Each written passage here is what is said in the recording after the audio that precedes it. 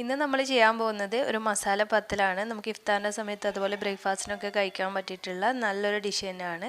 അപ്പോൾ നമുക്ക് ഇതിനായിട്ട് ആദ്യം അരി കുതിർക്കാനായിട്ട് വെക്കണം. ഞാനിവിടെ 1 കപ്പ് ജീരകശാല റൈസ്, നമ്മുടെ നെയ്ച്ചോറ് വെക്കാൻ ഉപയോഗിക്കുന്ന ആ ഒരു അരിയാണ് എടുത്തിട്ടുള്ളത്.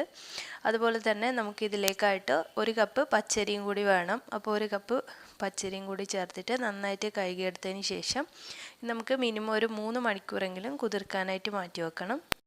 അപ്പോൾ ഒരു 3 മണിക്കൂറിന് ശേഷം നമുക്കിതൊന്ന് അരച്ചെടുക്കണം. അപ്പം 2 ബാച്ചായിട്ടാണ് ഞാൻ അരച്ചെടുക്കുന്നത്. ഒരുമിച്ച് അരയുന്നത് മിക്സി ആണെങ്കിൽ നിങ്ങൾ ഒരുമിച്ച് അരച്ചെടുത്തോളൂ.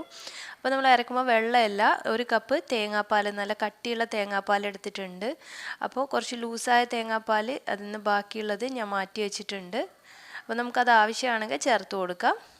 അപ്പോൾ നമുക്ക് അരി അരക്കുന്നതിലേക്ക് ഒരു 1/2 ടീസ്പൂൺ അളവിൽ പെരുംജീരകം, വലിയ ജീരകം ഉണ്ടല്ലോ, അത് ചേർത്ത് കൊടുക്കുന്നുണ്ട്. അതുപോലെ തന്നെ നമുക്കിതിലേക്ക് 1 മുട്ട വേണം. 1 മുട്ട കൂടി ഇതിലേക്ക് പൊട്ടിച്ച് ഒഴിച്ച് കൊടുക്കാം.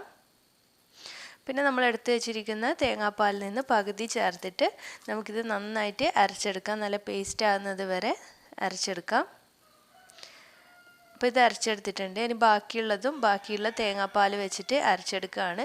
പിന്നെ ഞാൻ മാറ്റി വെച്ചിരിക്കുന്ന തേങ്ങാപ്പാലിൽ നിന്ന് ഒരു 1/4 കപ്പോളം കൂടി ഇതിലേക്ക്, ഒരു 1/4 കപ്പ്, അപ്പോൾ മുഴുവനായിട്ട് നോക്കുകയാണെങ്കിൽ 1/4 കപ്പോളം തേങ്ങാപ്പാൽ എടുത്തിട്ടുണ്ട്. അപ്പോൾ നമുക്ക് ഈ ഒരു ദോശമാവിൻ്റെ കൺസിസ്റ്റൻസിയിലാണ് കിട്ടിയിട്ടുള്ളത്. അപ്പോൾ ഒരുപാട് ലൂസ് ആവാൻ പാടില്ല, അതുപോലെ ഒരുപാട് തിക്കാവാനും പാടില്ല. അതൊന്ന് പ്രത്യേകം ശ്രദ്ധിക്കുക. ഇനി ഇതിലേക്ക് ആവശ്യത്തിനുള്ള ഉപ്പും കൂടി ചേർത്തിട്ട് നന്നായിട്ട് മിക്സ് ചെയ്തിട്ട് ഒരു സൈഡിലേക്ക് മാറ്റി വെക്കാം. ഇനി നമുക്കിതിലേക്കായിട്ടുള്ള മസാല തയ്യാറാക്കാം. അപ്പോൾ നമുക്ക് മസാല തയ്യാറാക്കിയതിന് ശേഷം വേണമെങ്കിൽ അരി അരച്ചെടുത്താലും മതിയേ. ഇനി നമുക്ക് 1 ടേബിൾ സ്പൂണോളം വെളിച്ചെണ്ണ ഒഴിച്ചിട്ട് അതിലേക്ക് കുറച്ച് പെരുംജീരകം ചേർത്തു. പിന്നെ 1 ടേബിൾ സ്പൂണ് ഇഞ്ചി വെളുത്തുള്ളി പേസ്റ്റ് കൂടി, ചതച്ചതാണ്, പേസ്റ്റല്ല, അതുകൂടി ചേർത്തിട്ട് നന്നായിട്ടൊന്ന് വഴറ്റിയെടുത്തതിന് ശേഷം നമുക്ക് കുറച്ച് കറിവേപ്പില കൂടി ചേർത്ത് കൊടുക്കാം. നമുക്കിതിലേക്ക് സവാളയാണ് വേണ്ടത്. സവാള ചെറുതായിട്ട് അരിഞ്ഞിട്ടുള്ള ഒരു 4 സവാള എടുത്തിട്ടുണ്ട്. മീഡിയം സൈസിലുള്ള 4 സവാളയും ഒരു 4 പച്ചമുളകും ചെറുതായിട്ട് അരിഞ്ഞത് ചേർത്ത് കൊടുക്കുന്നുണ്ട്.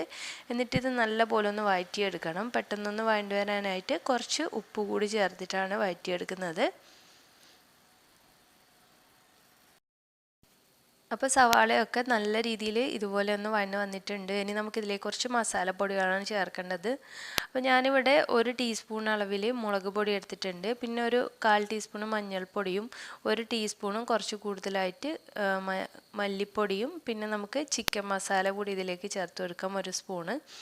അപ്പോൾ ചിക്കൻ മസാല ഇല്ലെങ്കിൽ മീറ്റ് മസാല കയ്യിലുണ്ടെങ്കിൽ അത് ചേർത്താലും മതി. എന്നിട്ട് ലോ ഫ്ലെയിമിൽ വെച്ചിട്ട് നന്നായിട്ട് ഒന്ന് ഇളക്കി കൊടുക്കുക. ആ ഒരു പൊടിയുടെ പച്ചമണമൊക്കെ മാറി ചെറിയ കളറൊക്കെ ഒന്ന് ചേഞ്ച് ആകുന്നത് വരെ. നമുക്കിതിലേക്ക് ചിക്കനാണ് ചേർത്ത് കൊടുക്കുന്നത്.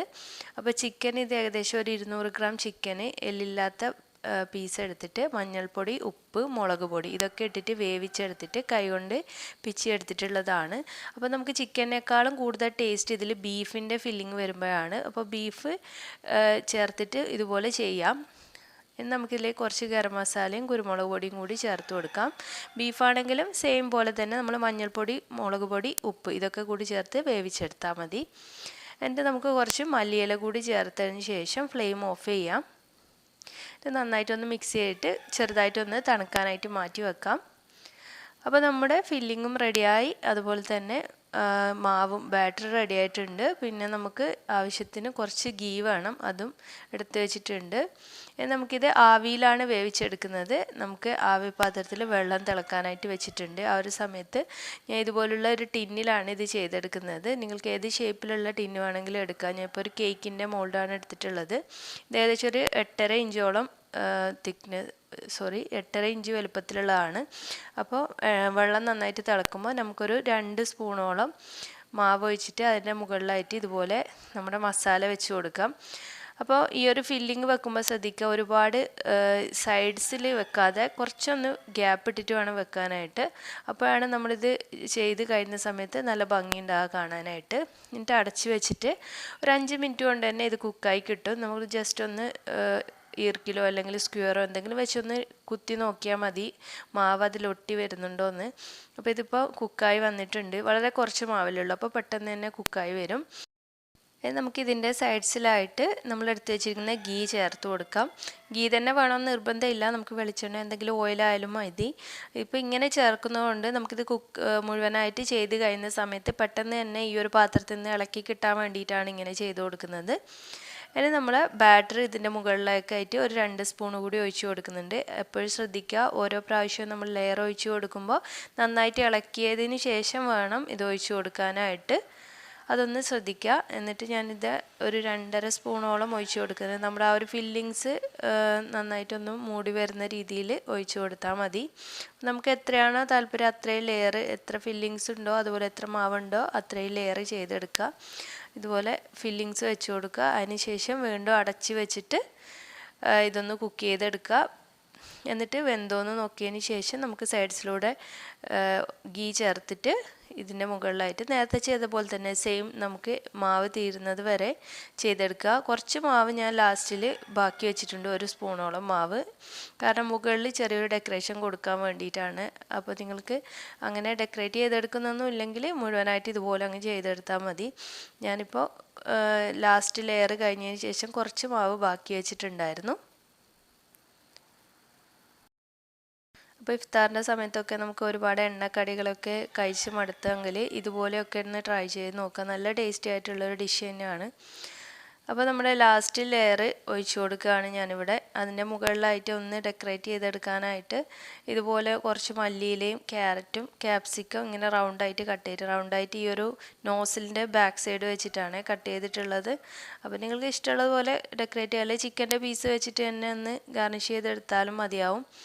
അപ്പോൾ ഇതിപ്പോൾ സെറ്റായിട്ടുണ്ട്. ഇനി ആ ഒരു നമ്മൾ എടുത്തു വെച്ചിരിക്കുന്ന ഗാർണിഷൊക്കെ ഇതിൻ്റെ മുകളിൽ സ്റ്റിക്കായി നിൽക്കാൻ വേണ്ടിയിട്ട് ഈ എടുത്തു വെച്ചിരിക്കുന്ന മാവ് ചെറുതായിട്ടൊന്ന് സ്പ്രെഡ് ചെയ്ത് കൊടുക്കുക. അല്ലെങ്കിൽ നിങ്ങൾ ആദ്യം ഒഴിച്ച ആ ഒരു ലെയറിൻ്റെ മുകളിൽ തന്നെ അപ്പം തന്നെ ഒന്ന് വെച്ച് കൊടുത്താൽ മതിയായിരുന്നു.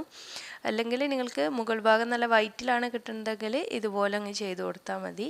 ലാസ്റ്റിൽ കുറച്ചൊന്ന് ഈ ഒരു മാവ് ഒഴിച്ച് കൊടുക്കുക. അതിനുശേഷം നമ്മൾ എടുത്തു വെച്ചിരിക്കുന്ന മല്ലിയില അതുപോലെ ക്യാരറ്റ് ക്യാപ്സിക്കം ഇതൊക്കെ ഒന്ന് വെച്ച് കൊടുക്കുക. ഇനി ഒരു 2-3 മിനിറ്റ് കൂടി ഒന്ന് കുക്ക് ചെയ്തെടുക്കുമ്പോഴത്തേക്ക് ഇത് റെഡി ആയിട്ട് വരും.